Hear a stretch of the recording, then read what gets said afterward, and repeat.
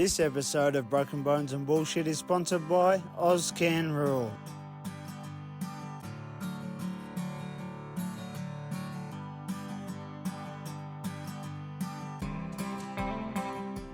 So my next guest is Adam Hinks. Welcome onto the show, mate. Pleasure to be here.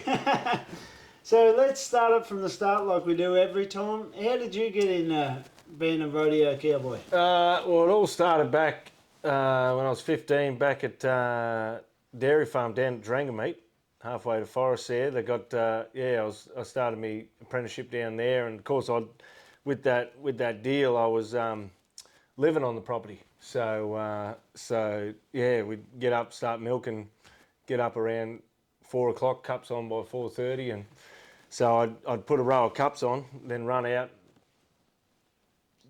push some calves in behind the, they were a little bit bigger calves, and wedge them in behind the gate there, and buddy, climb on them, and buddy, ride them off down the pen. So, and I still had my apron on and everything. So she was, pretty much.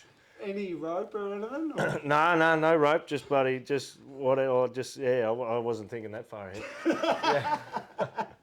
Oh yeah. So no, that's pretty much how. Yeah, that's pretty much where it all sort of started from. So your mother and father didn't rodeo? No, I was first generation. So yeah, mum was always home with us kids, and dad was truck driving. So. Yeah, oh wow! Yeah, so he's still. But you always sort of lived out in the country, just. Yeah, well, Colac was sort of on the edge of Colac, but I was always we're always at friends' places, friends of the family's places on the weekends. So always around bush, cows, farms. Yeah, always around that stuff. So. And how long from getting on the potties at the dairy to entering a rodeo was it? I reckon it'd be. It wasn't overly long Graham actually come down to the dairy one morning before he started his bus run, and he sort of popped his head in to make sure everything was all hunky dory, and he's where's Adam? Hey buddy, Next minute I come from up the back, he's just like, hey you been, and I come up, put the next set of cups on. These ones are nearly milked out by then. And he sort of mentioned it. He said, "Oh, you want to bloody end her up, And got chatting to a couple of buddies and that at home, like Cookie, and then they ended up taking me to my first rodeo at Lismore, I think it was. Yeah, so it would have been probably 4 or 5 months later. Yeah. Yeah. So. And how'd you go? You ended in the steer or in the bull? No, just straight in the novice, straight in the second divvy. Oh, wow. So that was, I can't remember what it was. I know it was black. But we went out halfway down the pen there. So it was, just got hooked with the bug after that. Yeah. Yeah. And how long after that did you start having some success? Like, did you get right into it? Like, start...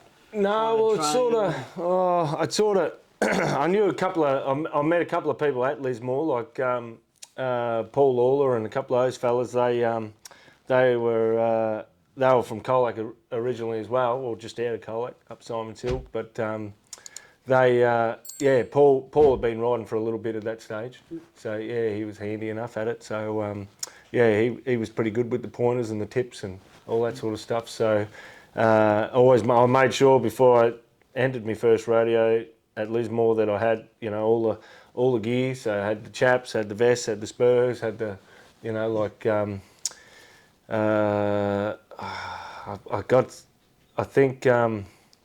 all I didn't have was a rope because I didn't know that far. Yeah, down the track just yet, but it was easy enough grabbing one of them there, and they were happy just to help me out. So it was good. And there's one question I've never asked it before, but it just come to me then. What was something when you first started that you always had trouble with? Like, did you have a hump in your back, or what was something that was limiting you from getting better that when you first started? I'd always be getting lean back. Yeah. Like I couldn't. It was just a habit that I had early on in the piece, and it just and then it grew from there. But just always seemed to didn't have too much of a slouch in my back when I did come forward, but it was always, I'd always find myself bloody back here, you know, like instead of, getting over them, so. And because you're like pretty like big and strong now, were you like that when you were younger? Like were you half trying to muscle them? Or? Yeah, I was always told that I'd be probably better being a steer wrestler than a bull rider. But bulls were just, I just had a passion for it, and that's what I, you know, like watched a lot of videos and those rodeo magazines, and just, you know, like I don't know, I just sort of pictured them, always had them in my head, like, you know, they were men's men, so just, you know, like, you know, that's what I want to be, so. Yeah, because I wanted to ask that question, because I want, like, one thing about the podcast, which is great, is reserve and rodeo history, but another part is I want it to inspire young fellas getting into it. So asking that question, if they're having some similar trouble, it's good to know that, like, oh, he's achieved this, and he's in, like, when he was it was the same situation that I'm struggling with. Yeah, so then it goes to show them that, like, stick at it. It doesn't matter where you start, it's where you end. Oh yeah, no, I never, like, nothing came naturally for me. Like I said, like, first, like, I come into it green as they come, you know. So, but yeah, the one bit of advice Dad always gave me was just like, he always, like, just as long as you try your best. Yeah. You know, because at the end of the day, your best is, like, that's all you got. Like, your best, I think, gets overused a little bit, you know, like the people come off footy field or something like that, you tried your best, you know. It's like, did you? You know, like, you know, your best is your best. And, you know, so that's one thing that sort of carried through that, like, you couldn't get much better advice than that, you know. Because the one thing I, like, coming from the boxing gym background, was you'd see a group of fellas and everyone's sort of working the bag or whatever, and then the coach comes and sort of puts pressure on people, and then all of a sudden they lift 3 things and they start going way harder than the what it is. Like, well, this is supposed to be everyone going as hard as they can, and then the coach comes around and you've still got 2 levels to go up. Yeah. It's like, so you're saying you're doing your best, but then the coach comes and you've really got 2 more in you. Yeah, for sure. And so, like, as long as you're actually going to your best, then because you only cheat yourself if you're not. Yeah, if you do, you're the only one that's missing out. Like, it's just, you know, but yeah, that's something that's sort of always been there and always held that through, and sort of, like, it speaks for itself. I think it's sort of like, your best is your best, and as long as you're trying your best, well, you got nothing else to, you know, you can't be angry at yourself, because it's like, geez, I'll give it everything. You know, and that's another thing. Were you someone that was pretty heated in that if you fell off, or how did you sort of handle the buck off? Yeah, no, it wasn't too bad. I sort of, like, you're down on yourself. You know yourself where you slipped up. You know, but well, not early in the piece. It just sort of, like, everything's fresh, but yeah, I wasn't sort of one to bloody go off throwing ropes and carry, you know, like, just I wasn't, you know, like, everything, like, I don't know, like, all your gear is I don't know, it's just, you know, like, that's what you got, you know. It's like your gear, especially for a bull rider, you only got your gear bag, so all your gear and that's sort of pretty like, it's a big deal. So I just sort of always been clean kept, and bloody, you know, everything was sort of in its place, and sort of a bit like that. That's something that probably a few of your travelling partners would say about you, that Hinks was always pretty neat. They'd bloody spur it into me sometimes. They'd bloody, they'd always, but it just, you know, that's all, there's always little comments and something like that. Yeah, they used to call me Mavis, because I was always bloody last in the car, or last coming out of the shops, or at the servo, or something, like, just, you know. And I'd come out and I'd have Big M. It's like, well, you knew you were going to get it. Why didn't you just go straight? You know, but I'd go through. This is, oh, jeez. You know, like, Tom used to rip it up me all the time. Reeford, but yeah. But in the next to your swag, you'd have all your clothes folded perfect, and Yeah, it wasn't neat sort as of, a yeah, pin. they couldn't sort of, you couldn't, you always knew which swag was mine because she'd be bloody lowered up like a bloody anthill. Everything's folded up. But that's just how, I don't know, that's just how I was. So. Where do you think that come from? Just having everything neat, you always.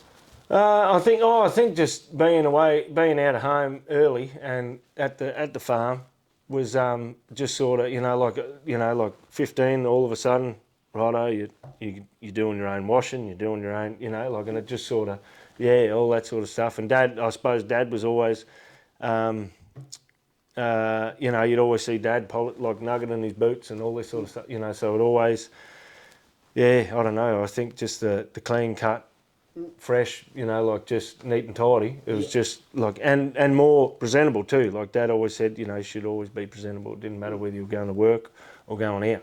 Yeah. So it didn't, like you always, Yeah, and I think that's one thing that's sort of getting a bit lost now because we're in an age where so much stuff is near just throwawayable that people aren't like taking care of the gear and taking pride in what they have. Like, it's only cheap, so treat it like shit. It's like if it's the only tack or the only gear you got, you better take care look of after it. Because it's going to be like you look after it, it's going to be there. Like things get broke and bent and beat up, but you just like if that's just if you get jumped on or something like that, like that's all part and parcel of it. Yeah. But not from being mistreated. Yeah. So. So coming back to it, when you had started getting some success in your bull ride? Yeah, that would have been because it wasn't like being. So 15 was around when you started? Yeah, sort of 15, early, like just not long before 16, and then pardon me, and then I think it was we didn't get to, but not having a license and that, and just and Paul and that got busy too with his job. And so we didn't sort of, I'd sort of buddied up with my cousin and a couple of them boys from Winch as well that were they were sort of going by then. And so we'd all sort of pile in a car and head off, but it was sort of, probably a couple of years later that sort of, it was sort of, we'll get into a few more than just, doing one or two. The first couple of years it was just your close ones. So it'd be probably 5, 6, 7 radios a year, Yeah. And then once we sort of got going a bit and got some licenses and stuff like that, we're probably hitting a little bit more up. So, but then I think the first bit of success I had was I rode a few in the practice pen. That was all well and good, but when it came to the rodeos, it was Heathcote was my first rodeo I ever won a check at. So well, that was the reason why I wanted to be a cowboy.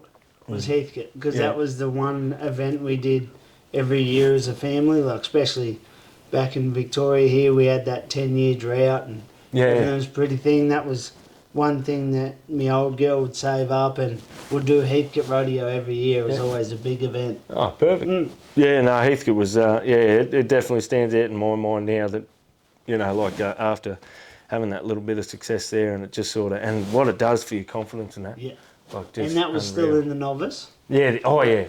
Still in the novice. Yeah. I never rode. I never got on any. There was no sort of calves or anything. Like I was sort of. Yeah. I suppose I was a little bit bigger than that too, because sort of from 17 to like 18, 19. Like I sort of held the same weight. I sort of hadn't sort of gained much since then. And the growing was done early, and then must have been all that cow shit. but like I always held that sort of 85, 86, 7 kilos. Oh, so really? That heavy? yeah. So wow. it wasn't. Yeah, so it wasn't. I sort of missed that calf stage. I sort of, and I was already reasonably tall. So yeah, it sort of done away by, but straight into the novice and went from there. And how old were you when you got on your first open bull, like at an actual rodeo? I reckon we might have been. I would have been bloody. Closer to 9, probably closer to 20. Yeah, I reckon. wow. Yeah, yeah. So you closer didn't to rush 20. it at all? No. There was a few of those boys that were sort of, I sort of hung back a little bit and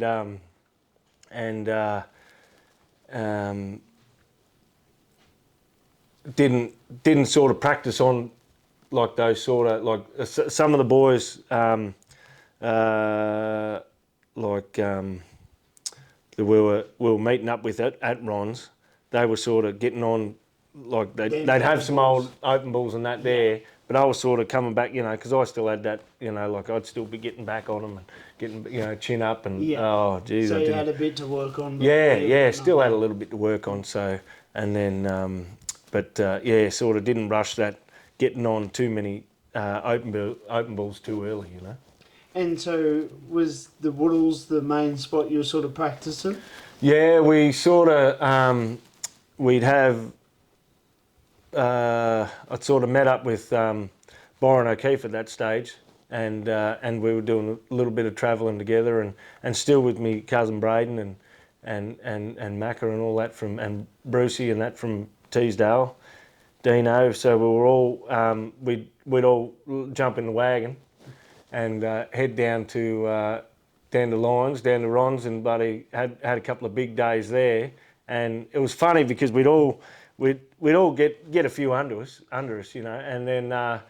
then you start getting tired and bloody worn out, and you just and then you might buck off one that's a bit rough and whatever, like it just it didn't go to plan, and then Jack, you'd get back to your rigging bag there and you'd be starting to pack up some of your stuff, thinking, oh, geez, I reckon that was it for today, and then Jack, one more hit, yeah, all good, and then because you just, and he'd know, like he wouldn't, like if you were done, you were done, but he'd know that you wouldn't want to finish on that note, and Get one 9 times to out of build you 10, back that up. was like you'd come out, have a good ride, and Jack would be just, that finish on that, and he'd just know, he was always good like that. He never put you on nothing that sort of you wasn't ready for or anything, like he knew what you had capable of, Was Jack still riding back then?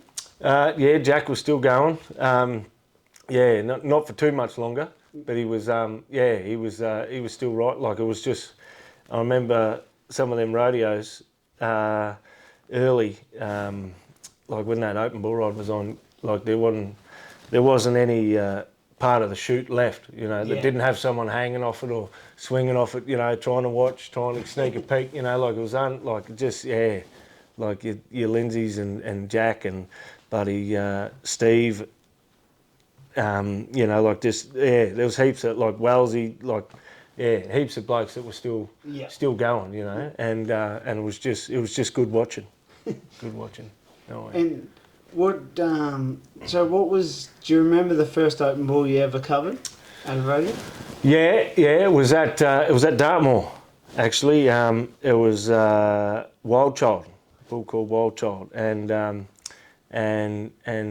Deb O'Day had actually, and Dave had bought me in the Calcutta the night before down at the pub, and Boy, cheap or dear? well, would have been a bit on the cheaper side probably, like, but no, they reckon it was no, it's time, and everything was good leading up, and buddy, knock one out of the park there, buddy, 86 points or whatever it was, and do you still remember that feeling you had? no, it doesn't go away. I got a good photo at home that just sort of cements it, but it just I still remember.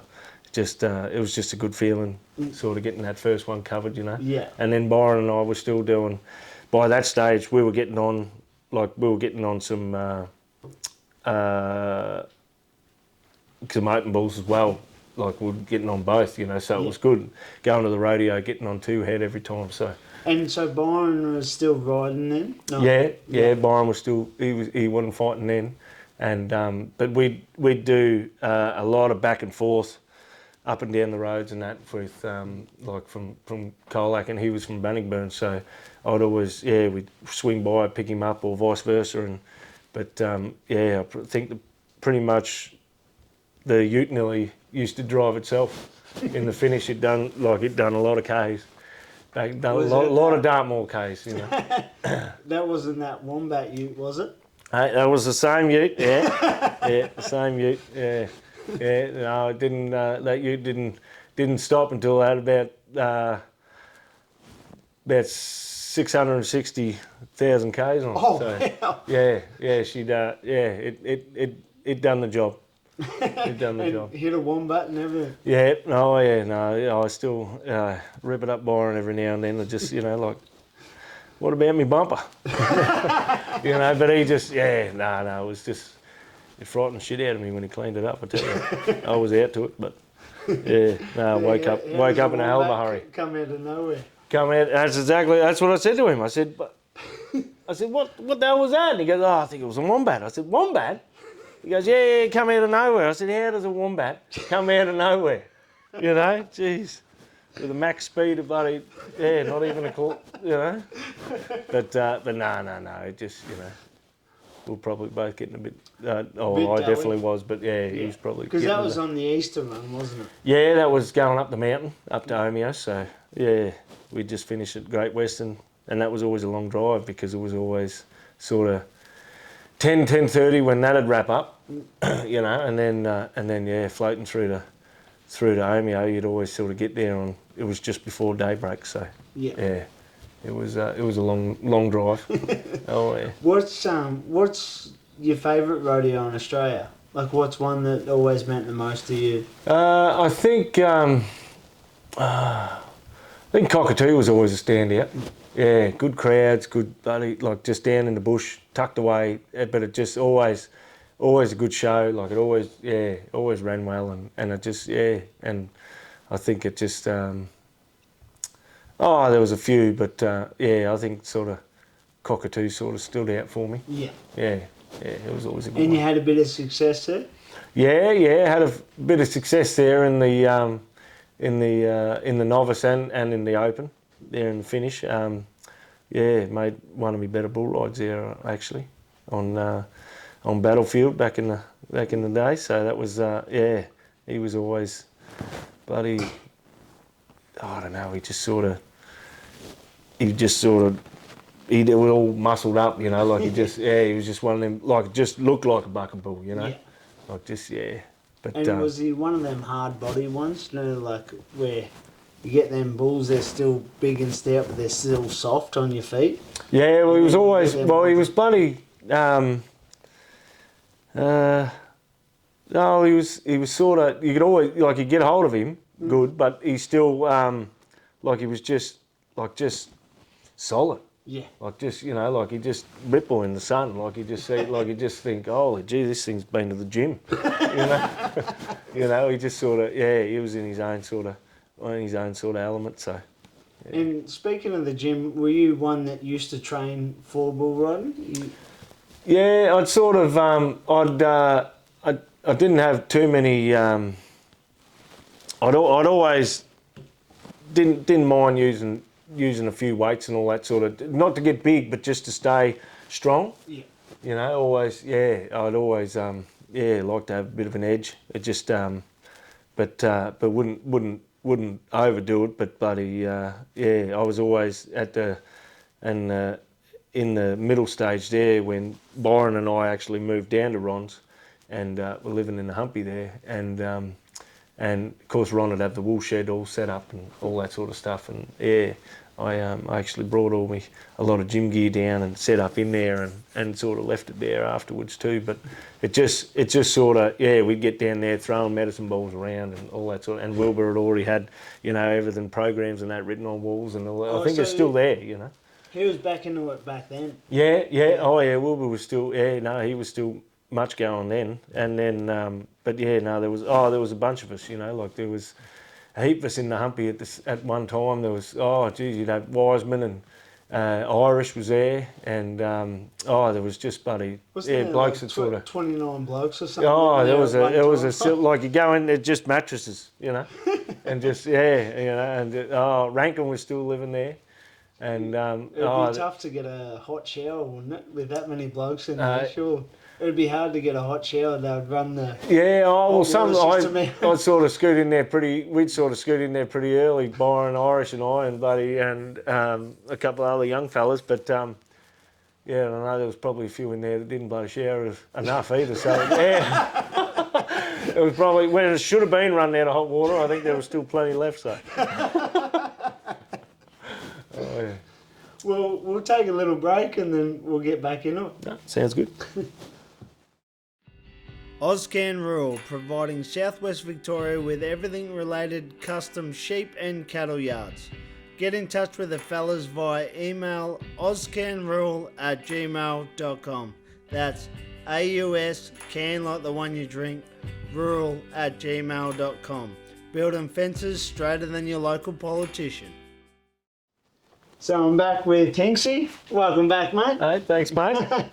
So, what year did you win your first Australian title? It was in 2015. Yep. Yeah, so I won a couple of RSA titles in 2010 and another year there, buddy, and yeah, a couple of Victorian titles or whatever, Southern Crosses, but yeah, the Australian I was up at Dalby in 2015. So.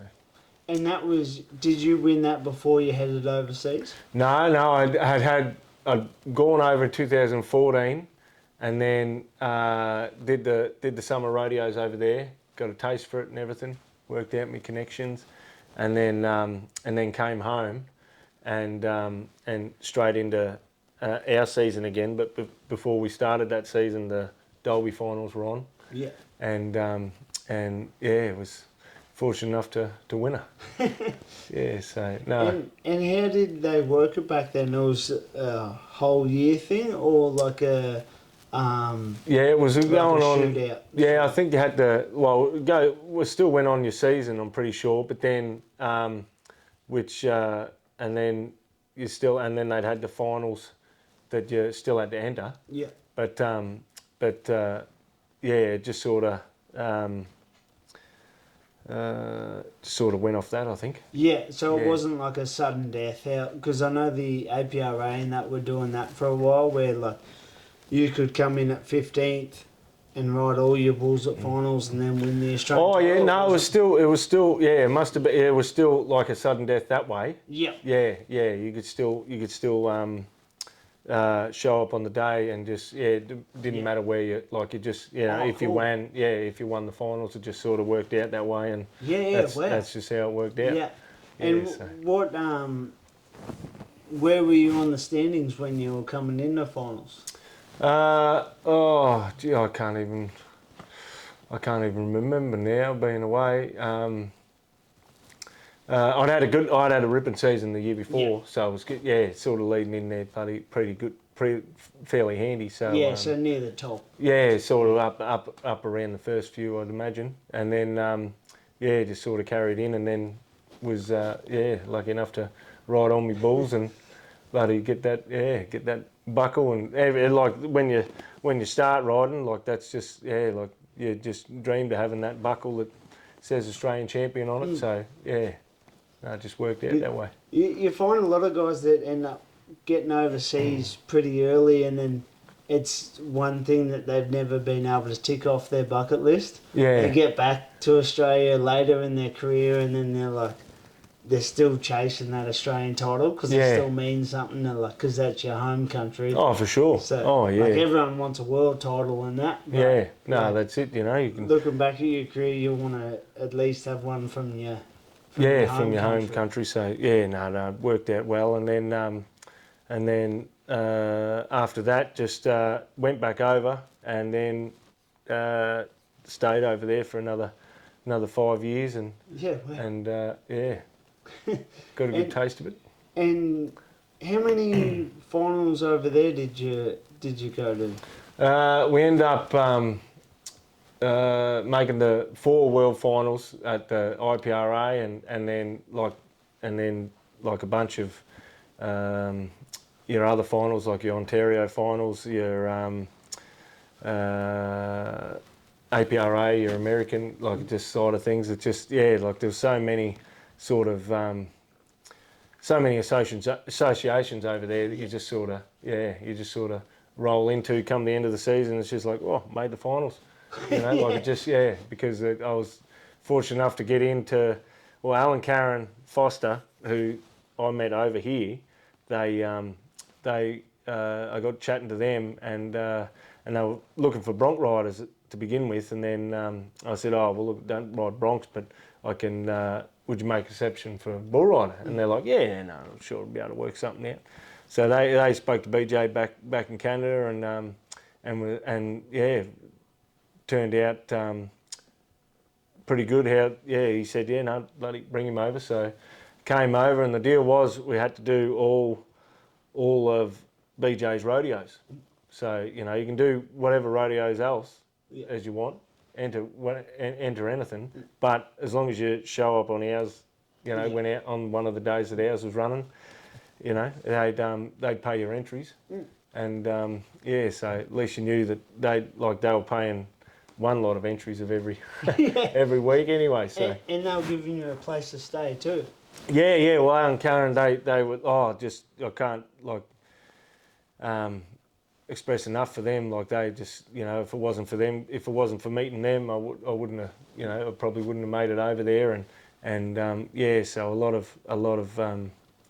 of it goes back to them and just, you know, and the people you meet over there, and like the Lewises, and just there's so many people that just and just like over here, just great people, just accept you in, and you know, like just and we just just still good friends today. So. Yeah. And did you find that a big culture shock coming from Australia to Canada? It being a lot different, or you sort of settled in pretty easy? Yeah, well, it wasn't too bad compared to the States. Was still a lot different because you're like in the States, you got your gallons, you know, like paper money, you know, all that sort of stuff. And then Canada, this was still a lot like us, being the same Commonwealth, but except of course driving on the wrong side of the road. Yeah. But yeah, as far as everything else goes, it was pretty reasonably similar. But just when it came to the rodeos, it was just a big culture shock, as in like just the size and the population and the amount of competitors, and it just, you know, it can get a bit bloody overwhelming sometimes. But that was the best bit about coming back later, and just so you'd already gone over, had a taste, you know, sort of knew what it was all about. And then sort of teed up with Tyler and Rod, and when I came back over, we'd sort of, you know, we'd go pretty hard and that, you know. And you were able to live off rodeo the whole time you were over there? Yeah, well, I still had, when I went back over, I had a work visa, so I was able to slip in with the Lewises, and they always had, there was always chores, there was always, they had a lot going on, so there was always work there. But if you weren't working, you were rodeo. Yeah. So, you know, and we were going most days with the rodeos. So, it kept us pretty busy. And at all them finals you made, you had a lot of success, like in the IP. Is it IPRA? Yeah. Well, not too bad. We had a lot of. I think.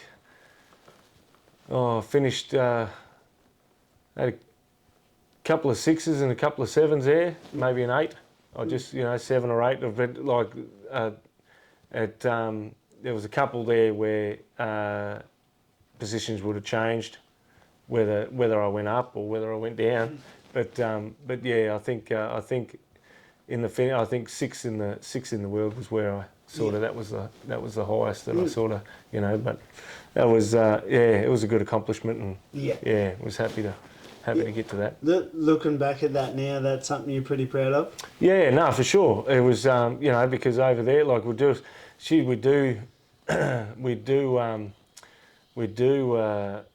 you know, 80 plus rodeos a year. So it was, you know, like you were just going all the time, and about 25,000 kilometres. So it was, you pretty much just live in the truck and trailer, you know. And so lots of driving and lots of just sort of yeah, a lot of towns that I can't even remember driving through. There was so many, but just yeah, beautiful country, beautiful spot, beautiful people. Yeah, oh yeah, and lots of the some of the rodeos over there, like just you just can't believe the crowds and like the if you can't get pumped up, like you can't, look, you just you're never gonna if you can't do it over there. Oh yeah. What's the biggest rodeo you won over there? It would have been St. Tite, I reckon. They And that's like the second biggest rodeo.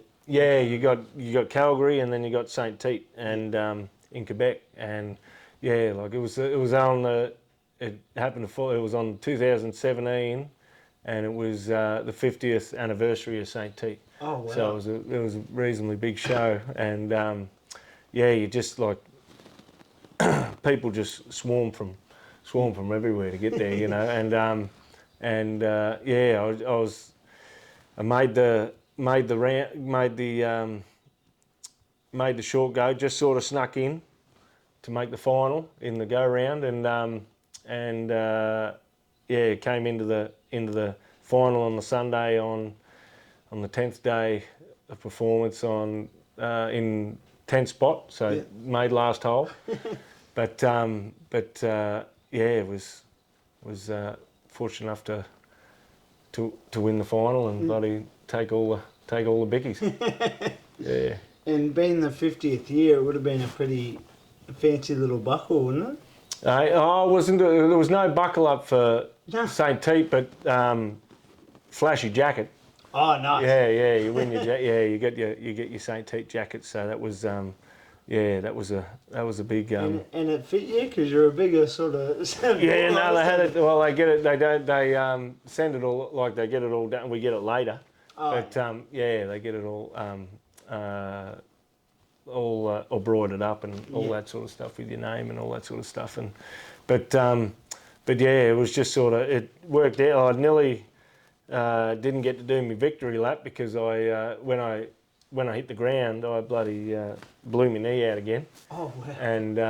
And yeah, so I was sort of underneath the grandstands where the buck and shoots are there at the back, and just had this whole bag of ice just sort of vet wrapped to my knee, and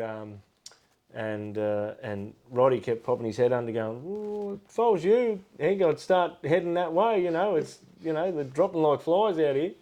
And yeah, sure enough, started limping my way around, and they nearly weren't going to let me on the horse to do my lap because I still had my spurs on, or with my knee. I couldn't take my boot off, and I was like, well, and then one of the boys said, no, jump on this old nag. He goes, you can't, I said, I was going to say you can't win not going to win St. Tite and not do me lap, that's the.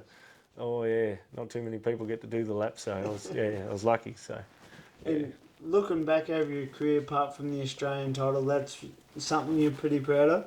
Yeah. I think still a couple of Aussies in the saddle bronc have won St. Tite in the saddle bronc, but I think it's still the only Australian bull rider to win it. So. Oh wow. Yeah, so it was That's pretty good. cool. Yeah. No, that was pretty. And we were talking before about you starting to at home set up all your back numbers and that.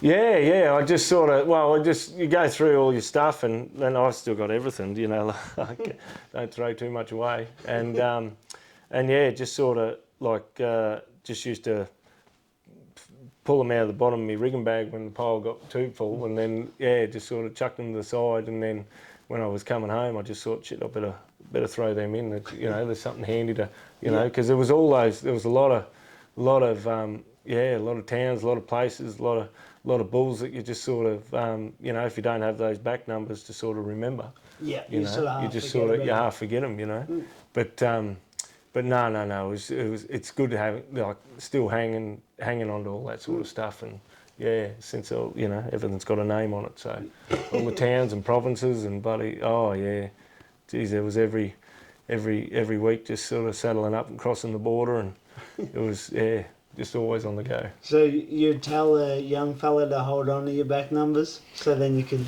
Yeah, or just sort of, yeah. Well, everything looking back, like when you get to the end, you sort of, like that's all you got to look on, Yeah. Like like there's all that sort of stuff. But And when you're in it, you don't really think about it. You're yeah, like, oh, yeah, it's you a just back sort of, number. yeah, no, that's it. But not a lot of back numbers over here, Yeah. unless you make the finals over here. It's just sort of, like you hang on to all them, but you just sort of like over there, you just, look, there's a lot of rodeos that just have a number, a lot that don't, but still, like there's just those little things. Like just something to have in a book or a folder or something, like you can have, look back on and all that sort of stuff. And unfortunately, some better than others, but memories. But I suppose injury is just part of it. Yeah. And speaking of injuries, did you have a pretty clean run, or you got battered up a bit? It wasn't too bad. Had a couple of bad ones. Had broke the C6 and C7 in my neck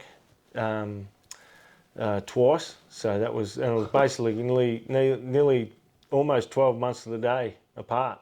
It wasn't at the same rodeo, was it? Or? No, it wasn't at the same rodeo, but it was the first one was at Tirandara, and the second one was in the practice pen. I was going to say, if you broke the same bones at the same rodeo, you could never go back there. Yeah, no. I still remember we were at my cousin's place, Trev and Wendy's place, and Trev had built this big, practice arena. It was just perfect for us. Save us driving all the way down to Ron's all the time, but we still did the driving anyway. But it was handy having that there, and he just he made all the buck and shoots himself, the pens, like all the arena. And I remember we were getting on one of the bulls, and I sort of landed on my back, and both back feet come down right on my chest, and actually broke me collarbone as well. But little did I know, I just sort of a bit dazed or whatever. So putting the rope on the next one, and I was sort of, like, oh, gee, something's not sort of right. But put the bull rope on the next one and sitting down on him, about to put my hand in, and bloody, and I said to Byron, I said, oh, gee, something's, bit bloody setty, and he just sort of reached his hand in the collar there, and he just sort of, oh yeah, no, we better go for a bit of a drive, And it turns out she'd snapped just about an inch from my sternum. So usually they break up the top here, but just that little bit of bone. And of course, it just being just an inch from my sternum, it just got that little stubby bone there where it snapped, and it just sort of it doesn't look real pretty, but that's just how it healed up fine and bloody. But then while I was in there, they found out that I'd ruptured me C7 as well. So oh wow. Yeah, so. So he stepped on you from the front and still broke your neck at the back. Yeah, it must have just bloody something just on the sand or just on the just the way it goes. So was able to get out of that one, and then so I had a couple of runs with the hard few weeks there with the hard collars on both times, and but they're a bit uncomfortable. You don't want to get used to them.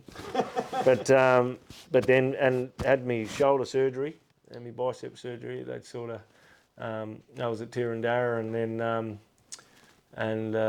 later on they found, like when they did the MRI and that, they found that they'd done the neck as well. So went into the tunnel, but that they did the keyhole surgery, so no big scars, but just Richard Page had a good shoulder surgeon, and he was top notch, and he done a great job. Put the muscle back together, and it doesn't look real pretty either, but it's there. It held in for another 15 years or so. So just injuries are all part of it, I suppose, I was lucky to sort of, it wasn't too many, like never broke an arm or a leg or anything like that, just knock on wood. Knock on wood. But just sort of when it comes to ligaments and stuff like that. Yeah, like my knees, ACLs and MCLs in both knees are gone. Yeah. And yeah, had a rough go with my knees late in the piece, but yeah, Richard done a good job on my shoulder. I never had any trouble after that. So. And you radioed pretty late, like you're into your 40s and you're still getting on bulls? No, I was in only 39. 39? Yeah, they put the bloody, yeah, I look older than I am, mate. but no, but late in me, yeah, late into me 30s, so it, yeah, had 20 years at it, so had a good run. And yeah, so was able to. And did you feel like you still had plenty left in you when, or how Yeah. did you come to? Yeah, I decide still felt good, but just the way the body was feeling, and yeah, my knees are sort of like knee'd pop out just randomly, just in and out, and it was just getting a bit hard in the finish. So yeah, went up the mountain one year and just thought, buddy, I reckon. I won one last run up the mountain for the Easter run, and then thought, I reckon I'd just been on my last one. Yeah, well. Yeah, so. And did you plan that, or you just? It just went that way. It just sort of, that's just how I was happy with what I was able to get done over the years and what I've accomplished and that. So it was, yeah, it's just sort of, just how it panned out. Yeah, but was lucky enough to, still, radio with all, still have Wazza and Rhino and a heap bunch of fellas, and just had a real good run at it. Yeah. Yeah. And she's 4 world finals is a long way from getting on dairy cows at that. Yeah, no, that's right. It's just when you think, looking back, just putting on a row of cows and then bloody running out and down the backyard and then with the apron on, and then to get to the world finals and the bloody and the galas and it's just it's just a pretty impressive little thing to be able to get to. So like when you think there was where you come from to where you ended up. no, that's right. And with all the you think back, shit. There's like over here, you get like there's hundreds of competitors, and you get over there and it's just you start touching thousands, So it's like it's to be in that top 15 at the end of the year, but that's what every rodeo we'll go into, we'll just get into, everyone wanted to get to Oklahoma at the in January, so for the world finals. So it was, looking back, that's just what, like Tyler and Rod, they were, Tyler's won a world title himself, Moose, a couple of other fellas that we were travelling with, like, Roddy just, he was, I don't know how many world finals they qualified for, but yeah, Roddy was right there too, giving a nudge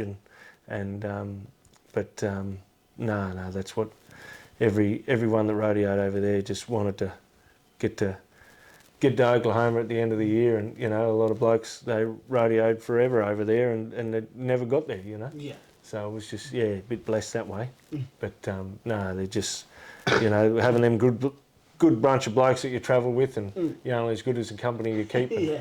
We all sort of thrived off each other, and even when the chips were down, when you get them rodeos you rock up to, and you're just you're struggling to walk, and you go to pay the entries there, London there one time I remember, and BJ's like, no, I don't want you not taking your money, Hink, I was like, no, it's all good, and and he's like, you can hardly walk, how are you going to write, and I just left it on the thing there, and I said, right up, went back, and just end up winning the bull ride there, and sort of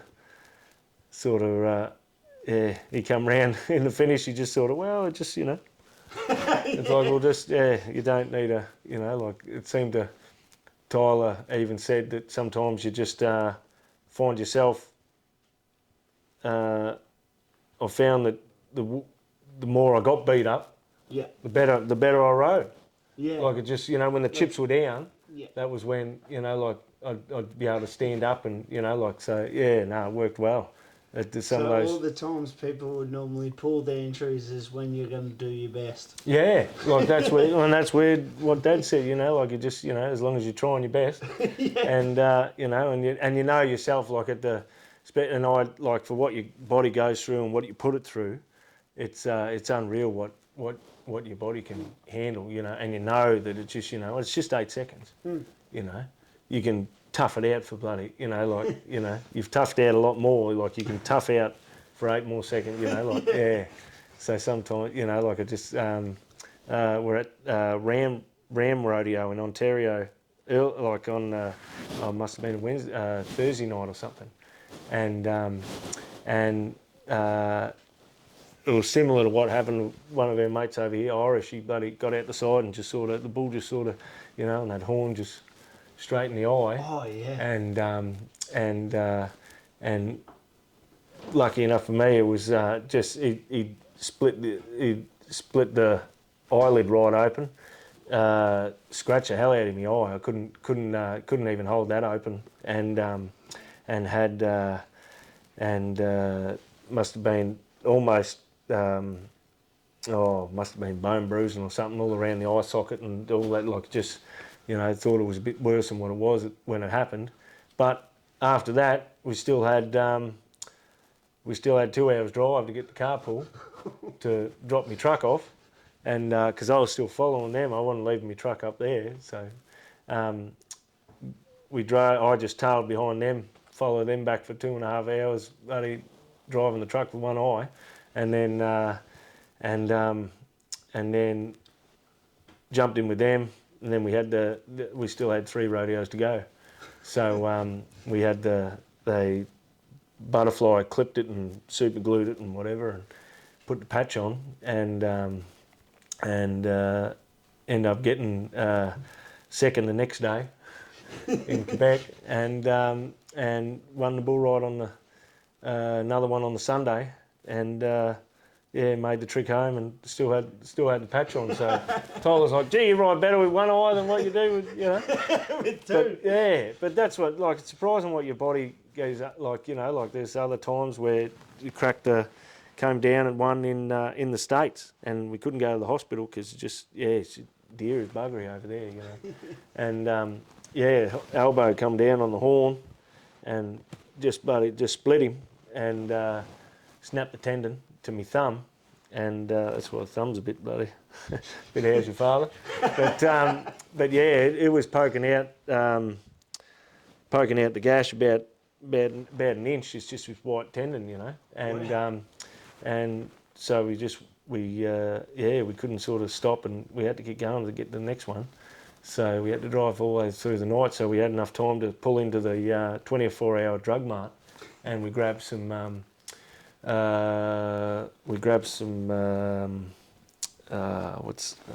Like an antiseptic. yeah, like a painkiller. it foams up. Oh, what's that stuff called? Peroxide. Peroxide, Yeah. yeah. We grabbed a big thing of peroxide, and plastic syringe, and some butterfly clips and super glue, and we filled the syringe full up with peroxide, and we stuck it in the hole and pumped it all the way in, and then squeezed, and it just sort of all bubbled out, and because of course once I landed in the mud.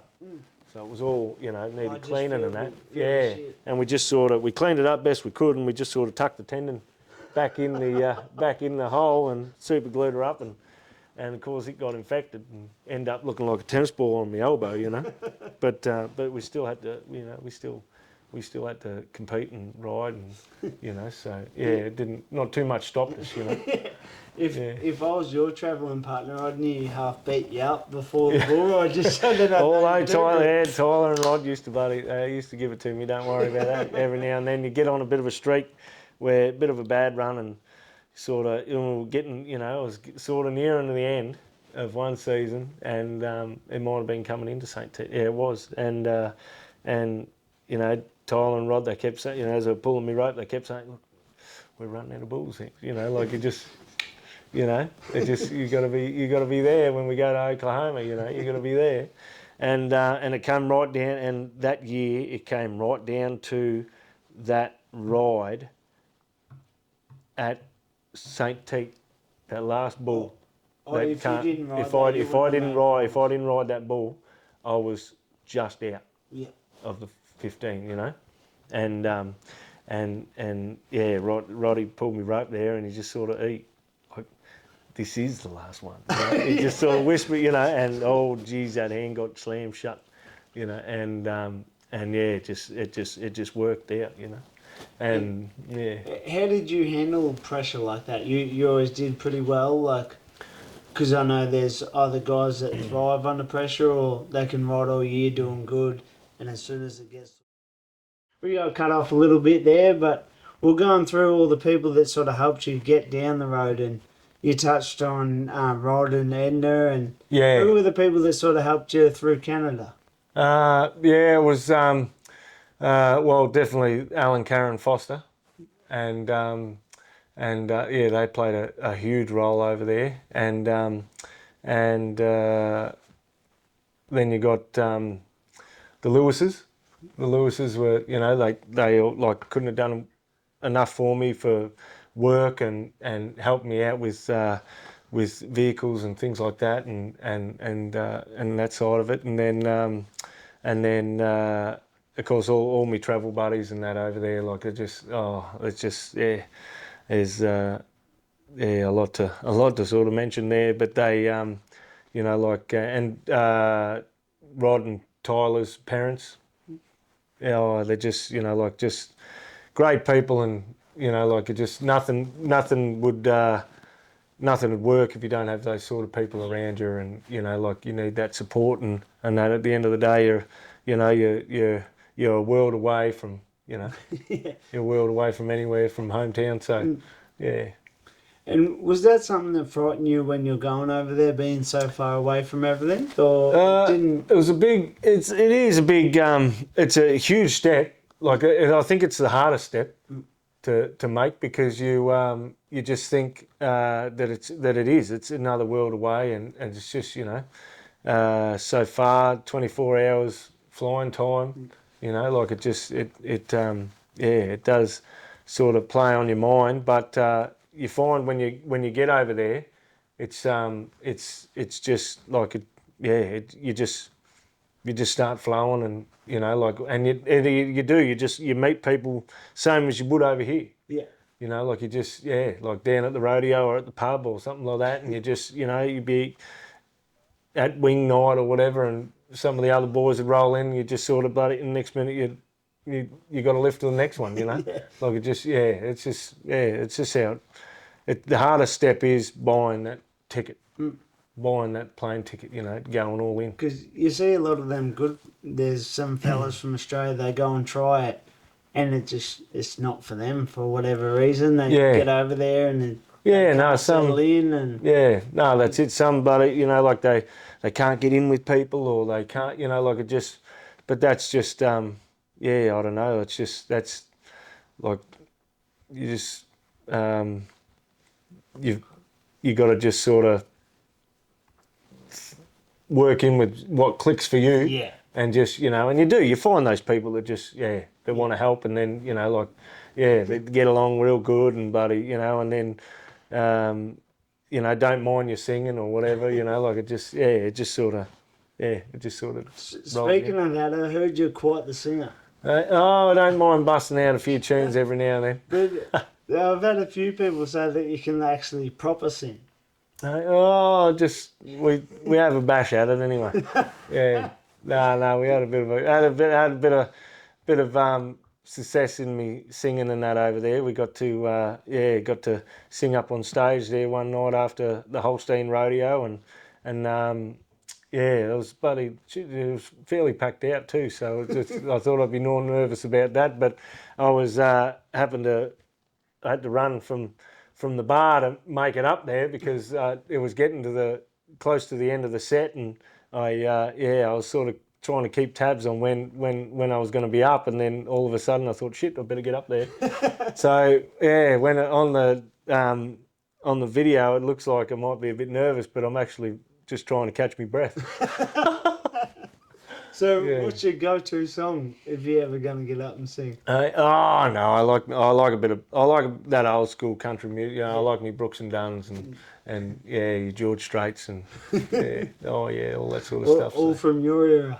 Yeah, well, I like that. You know, that good cowboy music. You know. Yeah. Oh yeah. So, back to the bull riding. What's the best bull ride you ever made, or one that meant the most to you? When it happened? I reckon there's a couple. There's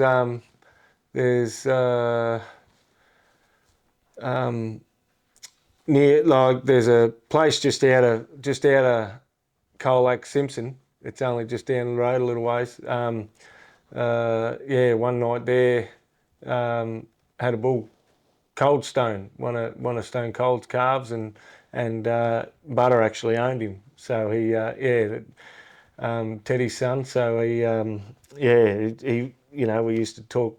He used to talk me up, bloody, you know, talk him up to me, you know, like, oh, you just, you know, better have your hammer cocked, you know. And but yeah, got him done there one night at Simpson, and yeah, last bull out, and yeah, it was 87 points or something like that, and Yeah. I was just it sort of stood out a little bit. And the other one is at Cockatoo, one on Battlefield. He just, you know, like one of that, like just real busy bulls, just big, strong, fit, and like Jack would always say, you know, like sometimes those good bulls when they're under and just doing their thing, they're just sometimes they're the easiest to ride, and it just felt like it that night. Like he just, you know, he bucked and yeah, just same thing, 87 again, and bloody just. Yeah, just everything. When everything's working, it just it just feels cool. Yeah. Yeah. And what was the best bull ride you watched in person? Just there's a lot, but just the first one that comes to mind is just it. You know, like just it couldn't not like can't not think of when Jack made his, you know, when he's on his last ball, and yeah, that just sort of, and how it played out, and just like you couldn't ride it, you know, like you couldn't ride a better, yeah. It was like a Hollywood sort of movie. Oh, just, you know, it was just going to happen. Yeah. You know, it was just one of those. It had no, there was no.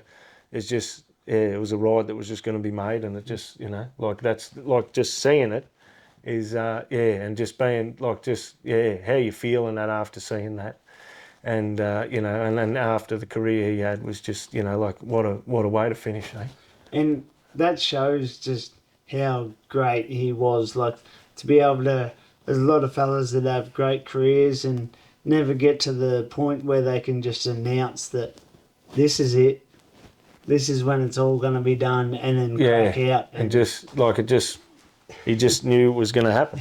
You know, like it just, I remember talking to him there at home one time, and he used to say that like some of his other bulls he was on, they had a yellow jacket and all those sorts of, and he used to say, you know, like, oh, if you just cock yourself to the outside a little bit, just sort of, you know, and he thinks he's got you, you know, he just hits another gear, you know, ramps it up, and it's just, you know, like to just think that, you know, like the level he was at, like you could just, like that you could do that. Yeah. You know, here we are trying to stay in the middle, you know, just get the job done. Like he just, like he can almost come off just to get a little bit more out of, you know, like just, just. That's a different just a level, different level, you know, like, made out of different sort of metal, those fellas. Yeah. And what's a piece of advice you give to a young fella that wants to make a living out of riding bulls or being a rodeo cowboy? Yeah, I reckon, well, no, you got to back yourself. Always back yourself. You know, Lindsay taught me early to sort of, he said, buddy, you go off, it doesn't matter how far away the rodeo is or who you're travelling with, you've got to drive there yourself. You know, it doesn't matter, back yourself in, because like chances are you get up there and win it, you know. But yeah, always to back yourself and dream big. You know, you can always, nothing wrong with dreaming. You know, like you just, oh shit, we all dream. You know, like you don't have dreams, you don't have anything. You know, Yeah. so you just to believe in yourself, have that always back yourself, and commit. Try your best, try your best, and find good people to be around. Find good people to be around, you know, like, because you're only as good as the company you keep, and I tell you what, you keep the right company, you'll go a long way. A lot further than you probably imagine you could. Yeah, no, exactly. Yeah, no. And were you someone that got into like a vision board or writing stuff down and goals? Were you ever into that, or you sort of just rolled on? Yeah, no, I never sort of. I always wrote a bit on. Used to have a couple of things written on me mirror in my room. You know, just just a handful of things. You just sort of look, you know, because when you leave your room, you know, like it was right near the door. You just last thing you saw when you walked out, you know. But no, I just sort of made the most of every like when opportunities come up, just just grab them, and like, because you know, like if you let too many things go by, and you know later on in the piece you just, oh geez, I wish I had done that. Yeah. I wish I had done that. You know, like it just you'll just grab as opportunities arise. Bloody grab hold of them, because like you never know where they can take you, or what you can, you know, like you just you can, like one thing can roll into another, and like BJ, the sock contractor over there, like I said earlier, he knows people who know people, and you just, before you know it, got a good gig working on the movie set over there for a TV series called Rain. Oh, it's like a medieval, it's like a medieval, you know, and got on a couple of a few episodes there, and you just, buddy, you know, like you just to go, and it was sort of in between rodeos and that, so you know, like you got the time, so you know, like, and you got in. There was a couple of fellas that we all sort of did it together, and end up getting on a few episodes there and going and Big movie stuff. Yeah, no, I just got to. It was just good. No talking roles. just all sort of in the background, and in the I got to go into the hull of the ship one time, draw my sword, and bloody it was good, but actually nearly blew my knee out actually. When I it took a bit of ice and that. That's not the sword Biden was talking about, is it? No, definitely not that one. But no, we got podcast.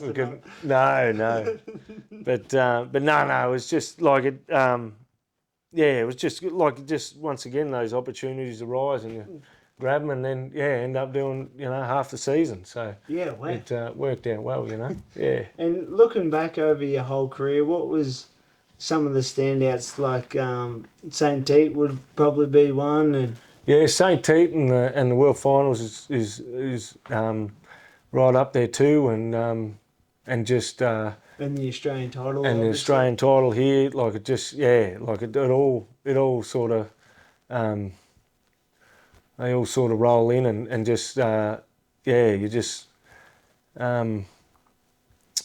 well, thankfully for these podcasts and that, you just you get to talk about them and bring them up and relive them, sort of thing, because otherwise, like you said, they things get forgotten, and they just get lost. Lost in the way, but just all that time, long time travelling, and singing, and bloody, like it just it's a lot of miles, and a lot of good people and good friends, and that we all still have today. So and that's why I started this podcast,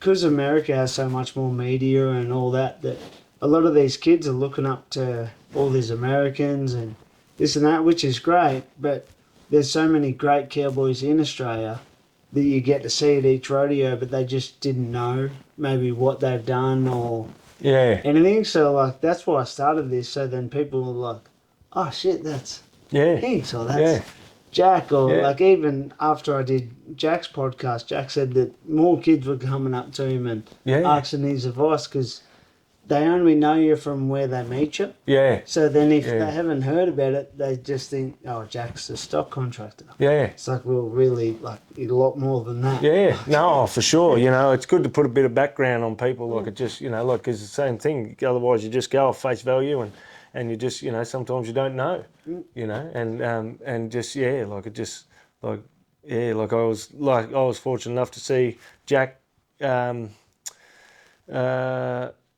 win the saddle bronc riding up at Alice Springs. You know, Lindsay took me up there, and Jack, like there was a horse getting turned out. You know, our mate didn't show up, and Ron asked if he'd get on. Jack, no, buddy, get on him. And oh, gee, never seen it like just like did not miss a lick, and just like he just that's the things you don't know. Like you know, like he did most events. You know, like just like the. Yeah, like it just you forget back then, like what and how like they some like a heap of rough stock riders, like they roped, they they did everything, you know. But you know, like the one your passion always stands out, and they continue that along. But it's just you know it opens your eyes to what you know what people actually did, you know. Yeah. Well, it's been an absolute pleasure, Hinks, and thank you very much. Thanks for taking the time to come down. I know it's a 6-hour round trip. No, my pleasure, mate. Driving never worried me, mate. Awesome, mate. I'll see you down the road. No worries.